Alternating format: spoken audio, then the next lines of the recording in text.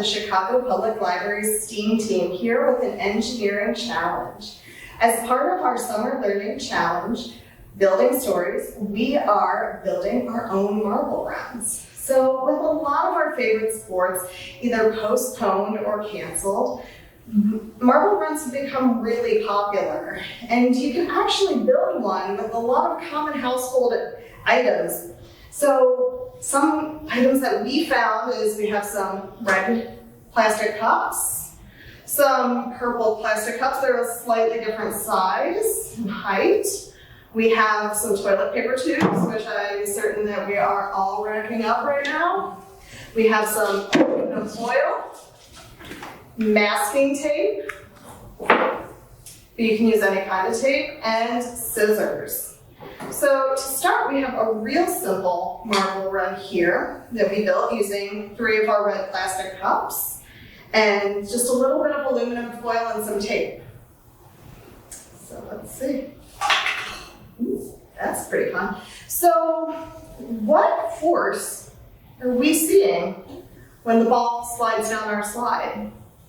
Gravity. So gravity is the force that pulls objects together. So the ball is being pulled towards the table. So over here, we have a slightly more fancy marble run.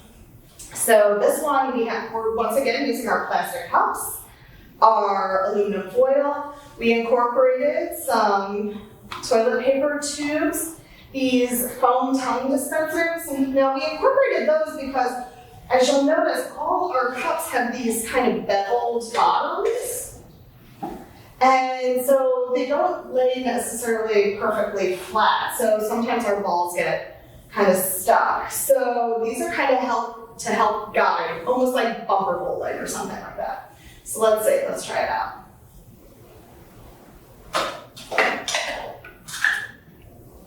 Neat, all right.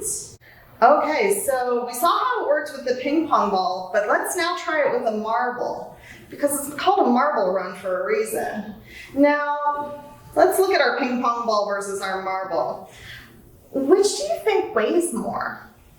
It's right, it's our marble. Our marble is heavier because it's made out of glass. So gravity is going to act upon this marble in a different way than it did with our ping pong ball. It's going to cause our marble to go faster. It's going to build up momentum and velocity. So let's just see.